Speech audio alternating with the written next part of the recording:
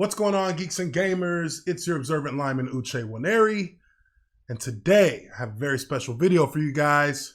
Sticks and Stones, the Netflix comedy special from the man, the myth, the legend, Dave Chappelle. We're going to discuss Sticks and Stones and its importance to the comedy genre today. And what's more, we're even going to talk about the importance that it's having right now in the discussion about the cancel culture and the PC culture that we're living in today's society.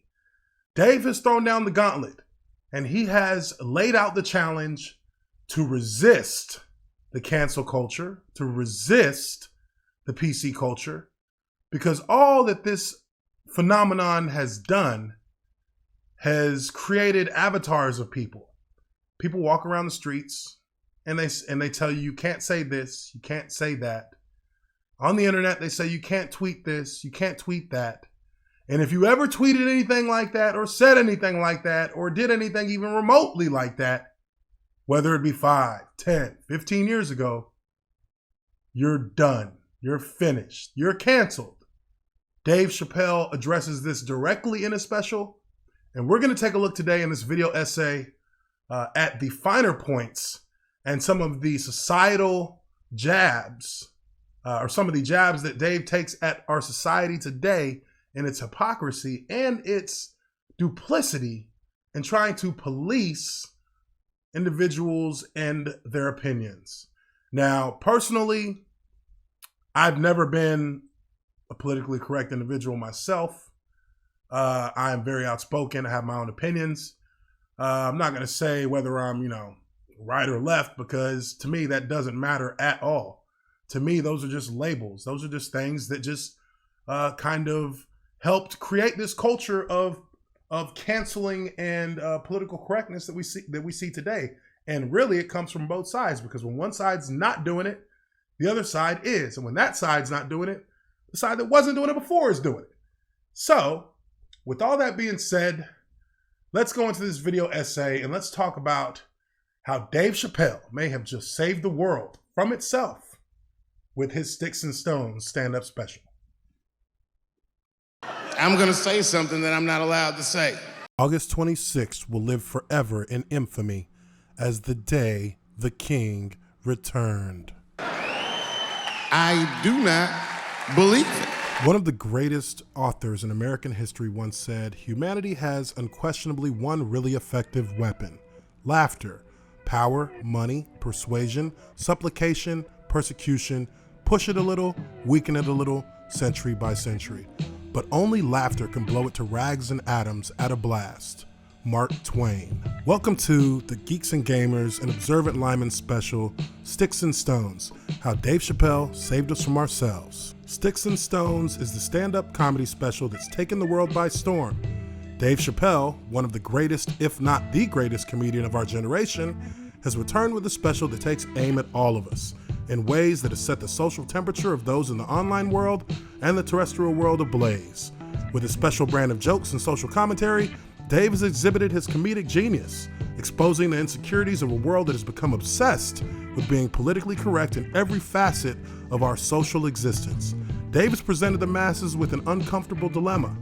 Where do we draw the line when it comes to the viability of political correctness in our everyday lives? And how do we step back from that line and do away with the phenomenon of the cancel culture that has taken hold of our society? But before we get into what makes this stand-up so special and unique, first we have to take a look back. Go back in time, if you will, and look at the history of a comedian who's become best known for his no-holds-barred style of comedy dating back as far as his classic show and timeless hit, Chappelle Show. Warning. For viewers sensitive to issues of race, be advised that the following piece contains gratuitous use of the N-word. In Chappelle's first season, Dave plays Clayton Bigsby, an African-American who's lived his entire life mistakenly confusing himself as a white person. This sketch puts a fantastical twist on the concept of racism in America by making him the first ever black white supremacist. How could this have happened? A black white supremacist. By turning the entire concept of racism on its head, Dave showed us all that it didn't matter what your color was or where you came from. Seeing a black person living their life as a member of the KKK was not only outrageous, but it was undeniably funny. Sir, my message is simple. Niggers, Jews, homosexuals, Mexicans, Arabs, and all kinds of different chanks stink, and I hate it. Needless to say, in the show's very first episode on Comedy Central, Chappelle's show became an instant hit with the masses.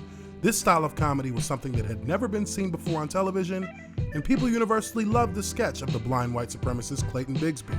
It was loved by blacks, whites, and everything in between. In 2004, while being interviewed by the New York Times, Chappelle said, "There are no sacred cows. Our MO is to dance like nobody's watching." Comedy Central would see Chappelle's stars shine even brighter in season 2 when he introduced True Hollywood Stories, a sketch that was hosted by Eddie Murphy's brother, the late Charlie Murphy. In its first episode, Charlie Murphy recounts the wild antics of one 80s rock star who would re-emerge with worldwide fame based on a phrase that is still uttered to this very day. I'm Rick James, bitch. The story of Rick James skyrocketed Chappelle's show to the next level. And through the tales of Murphy's many encounters with the wild and crazy Rick, the man himself took part in the sketch, letting us all know Cocaine's a hell of a drug. So with the history of Dave Chappelle and his long-standing style of no-holds-barred, no-filter comedy, it begs the question, how did we get here? In 2019, a show like Chappelle's Show couldn't possibly survive the onslaught of outraged critics, social media lynch mobs, and social justice scrutiny that's preyed on the careers of comedic acts such as Kevin Hart and Louis C.K., just to name a few. Now, something that's really important about the aforementioned comics is that Dave also brought levity and humor to those very situations by talking about what he believes to be unjust outrage over Kevin Hart being forced to quit his gig as the host of the Oscars because of old tweets in which he joked about homosexuality and a dollhouse. Louis C.K. was abandoned and shunned by the media over an incident which took place in his own hotel room. Dave makes sure to point out that the incident in which Louis C.K. was canceled involved people who were in his hotel room when Louis C.K. announced that he would perform a lewd sexual act. He points out also that they shouldn't act as if they were so supremely offended and traumatized when they could have easily spared themselves said trauma by walking out of C.K.'s hotel room door. Louis C.K. was a very good friend of mine before he died in that terrible masturbation accident. And he doesn't stop there. Dave also goes after the LGBT community and their inter-community tensions that exist in that portion of society. Could you pull over at the next exit? I need to use the restroom. There is not a restroom for you for 4 states, nigga. Will you just shut the fuck up so we can get where we're going? While delivering his stand-up in the city of Atlanta, no less. He goes after mass shooters and their exponentially higher chance of them being white males. All we know for sure is that if you're a white parent, the chances that it's you is exponentially higher than the rest of us. He even goes after the feminist movement. I'm sorry, ladies, I got a fucking Me Too headache. Y'all is killing me right now. Even more importantly, Chappelle reaches outside of identity politics and makes jest about such things as the opiate crisis, which is ravaging white America on the same level that the crack epidemic ravaged the African American community in the 1980s. These white folks look exactly like us during the crack epidemic. It's wild because I even have insight into how the white community must have felt watching the black community go through the scourge of crack, because I don't care either. Sticks and Stones is the wake-up call that society has needed for quite some time. Before this special, it was becoming more and more evident that we were drawing closer to becoming a society that has lost its sense of humor, that doesn't find anything funny that isn't deemed acceptable by the watchers of The Watchmen. To make jest at the hypocrisy and overreactions of our own cultural deviancies and shortcomings have become taboo, and we are all suffering for it. With so many things that we all take so seriously in our lives, sometimes there's nothing better for the soul than a good laugh. And yeah, that means learning to laugh at yourself. As the famous philosopher Plato once said, even the gods love good jokes. And for those who watched Sticks and Stones and decided they were too sensitive to enjoy a bit of good-hearted, thought-provoking comedy, Well, I guess I only have one thing to say to all of you. Shut up! Shut the fuck up, okay? This has been your observant lineman, Uche Waneri. Catch you in the next video. Peace.